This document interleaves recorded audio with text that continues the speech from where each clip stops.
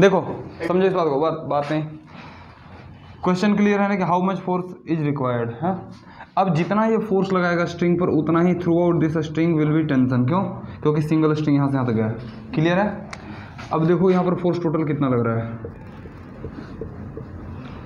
1 2 3 4 5 6 7 8, 1 2 3 4 5 6 7, 8 हो गया बट 1 2 3 4 5 6 7, 7 को फोर्स लग रहा है ना। तो ये लग रहा है सारा में F लगने वाला है, ध्यान दो।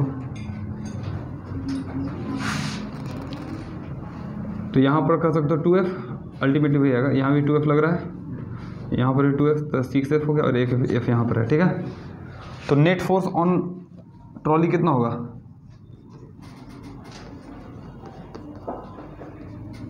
हाउ मच है? 7F है ना, दैट इज इक्वल टू भाई इसको पूल करोगे तो थोड़ा सा मामला गड़बड़ा गया।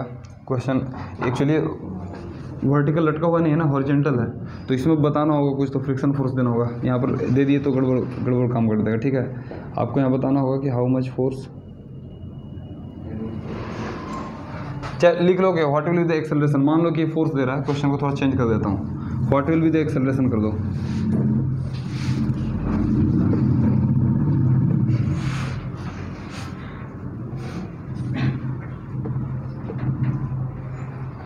F equal to 100 newton, 100 newton है। ठीक है, तो ऑफकोर्स 7F लग रहा है, तो 7F इक्वल टू A में करेंगे है ना, mass into acceleration, acceleration A forward होगा, तो क्या लिखोगे?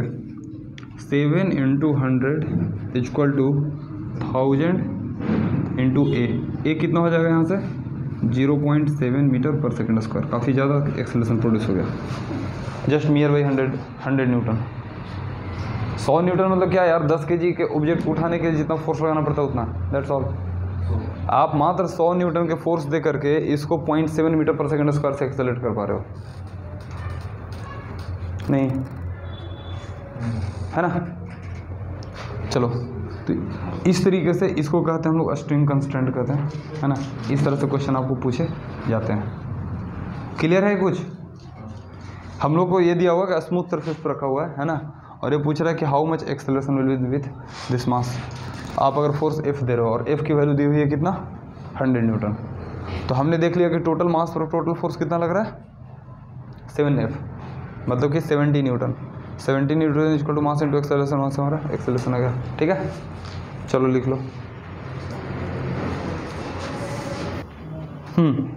क्वेश्चन है find the acceleration of mass. ध्यान देना, फिगर में थोड़ा चेंज किया गया। यहाँ पर हम लोग एक ने खूंटा काट के और फाइनल रस्सी को यहीं पर बांध दिया। ठीक है, सारा चीज़ स्ट्रिंग से लेकर के पुली, सारा चीज़ आइडियल है, ये मान के चलना है। ठीक है, बताना है कि ये मूव करेगा तो कितना से करेगा, किसका एक्सेलरेशन होगा, कहाँ होगा, कितना होगा, क्या होगा। तो ध्यान दो, दिमाग ज़्यादा नहीं लगाना है। आप क्या करो कि रस्सी को यहाँ से काट दो पूरा। ठीक है, तो इस पर टोटल टेंशन कितना है? 2 2 4 2 6 2 8, 8T इधर है ना, देख लो। ये जो 1000 kg का है इस पर 8T लग रहा है, टेंशन हम T मान लेते हैं। नहीं, इस पर टेंशन कितना लग रहा है? 2 2 4 2 6 और 1 7। ये आपका जो 500 kg था इस पर लग रहा है कितना? नहीं, जितना कनेक्टेड देखो ना, इसमें TT दोनों के चलते, इसमें 2T, इसमें 2T और यहाँ पर एक T। ठीक है, कुछ तो टेंशन होगा ना सारे रूप में, तो हो गया 70। इसका भी इसका एक्सेलरेशन A1 ले लो, इसका A2 ले लो और यहाँ फोर्स F है। ठीक है, ये F है आपका कितना? 200 Newton.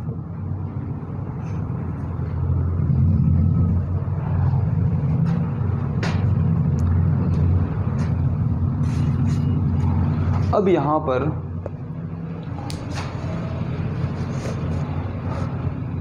Net length of string क्या कहोगे? कांस्टेंट है। ये मूव करे, कुछ भी करे, ये जो टोटल लेंथ ऑफ स्ट्रिंग क्या है? कांस्टेंट होगा? नहीं, तो हम लोग कह सकते हैं कि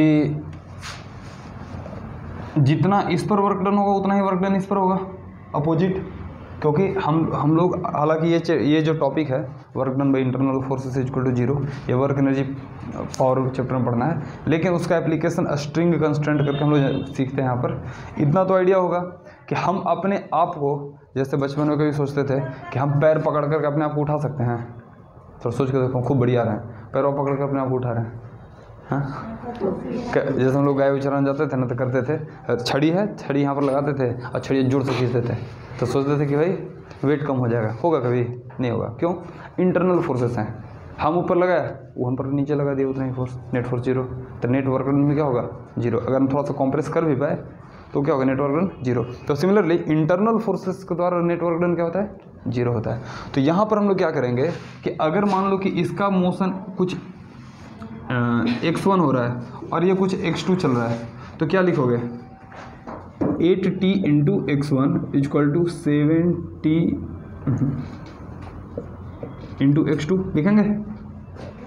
जितना वर्क डन इस पर करेगा उतना ही वर्क डन उस पर भी करेगा, नहीं। लेकिन इसका वर्क डन निगेटिव है, क्योंकि डिस्प्लेसमेंट फॉरवर्ड है, फोर्स बैकवर्ड है, और इसका डिस्प्लेसमेंट फॉरवर्ड है, फोर्स भी फॉरवर्ड है। इसी चलते फोर्सेस इक्वल एंड अपोजिट लग रहा है, डिस्प्लेसमेंट अपोजिट डायरेक्शन में है, सॉरी सेम डायरेक्शन में है, तो नेट वर्क डन 0 हो रहा है। W1 प्लस W2 करोगे ना, इसको प्लस करोगे तो 0 होगा, W net work done by internal force equal to 0। तो यहाँ से क्या लिखोगे? ध्यान दो, T कैंसिल हो जाएगा, लिखेंगे क्या? 8x1 equal to 7x2 by magnitude से चले तो होगा। अब इसको डिफ्रेंशिएट कर दो, तो 8v1 इक्वल टू 7v2 होगा। फिर से डिफ्रेंशिएट करो तो क्या लिखेंगे?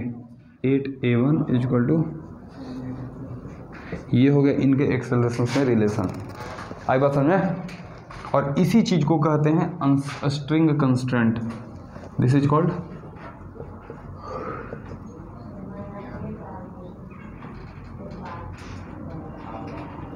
हालांकि इसको डायरेक्ट लिख दिया जाता है कि इस पर जो फोर्स है उसको A1 से मल्टीप्लाई करो, इस पर फोर्स है उसको A2 से मल्टीप्लाई करो, दोनों बराबर होंगे। क्यों होंगे नहीं बताया जाता, लेकिन इसको समझ सकते हैं कि वर्क डन टेंशन इस पर भी कर रहा है, इस पर भी कर रहा है, लेकिन टेंशन आप अलग से लगा रहे हो। नहीं, हम फोर्स F बाहर दिए हैं, जिसके कारण ये इंटरनल फोर्स डेवलप हुआ है। तो net work done by internal force क्या होना चाहिए? 0 होना चाहिए, है ना। तो इस चलते इसका डिस्प्लेसमेंट x2 है, x1 है, तो 8t into x1 plus 7t into x2 equal to 0, है ना। और मैग्नीट्यूड वाइज करेंगे तो इक्वल एंड अपोजिट कर दो, है ना। तो 8x1 इक्वल टू 7x2, वहाँ से पता चल गया। डिफ्रेंशिएट करो तो वेलोसिटी आ गया, अगेन डिफ्रेंशिएट करो तो एक्सेलरेशन आ गया। क्लियर है? तो ये हो गया A1 A2 में रिलेशन। तो इसके लिए हम लोग इसके लिए इक्वेशन क्या लिखेंगे? ध्यान दो, F minus 7t equal to 500 into A2 होगा। देख लो, होगा। और इसके लिए क्या लिखोगे? 8t equal to 1000 A1। हाँ, हम क्या करते हैं, पहले A2 निकाल लेते हैं, है ना। तो A1 को A2 के टर्म में रिप्लेस कर दो तो क्या हो जाएगा? 7/8 A2, तो 1000 इंटू 7 अपॉन।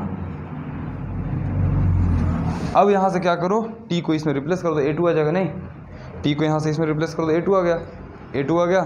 फिर A1 निकालो वहाँ से, रिलेशन से कहाँ गया रिलेशन? इस रिलेशन से A1 आ जाएगा, और टेंशन यहाँ से निकल जाओ। चलो निकाल लो, फटाफट निकालो। ध्यान दो, फिर से समझने का प्रयास करो।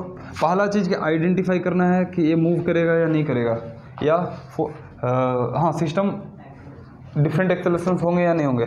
तो पहले देखो कि दोनों पर नेट टेंशन क्या है, सेम है या डिफरेंट है। तो वो हमारा क्लियर है कि इस पर 70 आ रहा है, इस पर 80 आ रहा है, मतलब कि अलग है, तो एक्सेलरेशंस भी अलग होंगे, है ना, क्योंकि फोर्स अलग लग जा रहा है। ठीक है, अब इस पर 80 है, इस पर 70 है, और ये दोनों क्या है? इंटरनल फोर्स हैं, डेवलप हुए हैं। तो हमने स्ट्रिंग कंस्टेंट क्या बोलता है कि net work done by internal force must be 0। ठीक है, 80 कैसा है पता है ना। इसको मैंने स्ट्रिंग को कट कर लिया तो देखा 2 2 4 2 6 2 8, 8 फोर्स इधर लग रहा है, और 2 2 4 2 6 और 1 7 फोर्स इधर लग रहा है। तो इधर कुल 70, इधर कुल 80 हो गया। ठीक है, अब स्ट्रिंग कंस्टेंट के अकॉर्डिंग क्या बोल रहे हैं कि net work done by internal forces on both masses should be 0। अब उसके लिए क्या करोगे? मान लो इसकी डिस्प्लेसमेंट x1 है, इसकी डिस्प्लेसमेंट x2 है, फॉरवर्ड, है ना। तो वर्क डन क्या लिखोगे? 8t into x1 plus 7t into x2 equal to 0। यहाँ से आ गया, आप माइनस लगा भी सकते हो, कोई दिक्कत नहीं है, ठीक है। तो उसे क्या होगा 8x1 इक्वल टू 7x2, है ना। अब ध्यान दो, इसको डिफ्रेंशिएट अगर कर जाए तो क्या होगा 8 dx/dt क्या हो जाएगा विथ रिस्पेक्ट टू टाइम, लोग डिफ्रेंशिएट कर रहे हैं तो dx/dt इज स्पीड, तो 8v1 equal to 7v2, clear है। फिर से वेलोसिटी को डिफ्रेंशिएट करो तो 8a1 इक्वल टू 7a2, यहाँ से हमें a1 a2 में रिलेशन आ गया। This is the only method to find out acceleration a1 and a2 आ गया। अब हम लोग सिंपली FBD बनाए हैं, इस पर नेट फॉरवर्ड फोर्स 80 था, एक्सेलरेशन a1 था, 8t equal to 1000 into a1, वही मैं लिखा हूँ 8t equal to 1000 into a1। Second का FBD बना है, 200 फॉरवर्ड लग रहा है, 70 बैकवर्ड लग रहा है, तो 200 minus 70 equal to mass into acceleration, तो F माइनस 70, F में लिया हूँ 200 बाद में आप ले लोगे, तो F minus 70 equal to 500 into a2। अब a1 a2 में आपको रिलेशन पता है, यहाँ पर दिया हुआ है, सब्सटीट्यूट करो, टेंशन को डालो, आंसर आ गया। आई बात समझ में? Now it's a very simple calculation, करो जल्दी से करो इसको, क्लियर है। तो ये आपको लगभग 0.34 के करीब आ रहा है, ठीक है। आप कैलकुलेट करोगे 0.34 कहाँ से, अभी क्या बात बोल रहा है, जो भी होगा देख लोगे, 0.12 ना करके 0.15 के करीब आएगा, और क्या, हाँ 0.15 के करीब आएगा, ठीक है, 0.15 के करीब। और उसी के अकॉर्डिंग a2 के अकॉर्डिंग हम लोग a1 निकालेंगे, है ना, यहाँ पर है a1 वहाँ से निकाल लो, ठीक है। और उसी का वैल्यू टेंशन में पुट कर दो, TV आ जाएगा। क्लियर है, क्लियर है, आगे बढ़ें, चलो आगे बढ़ते हैं।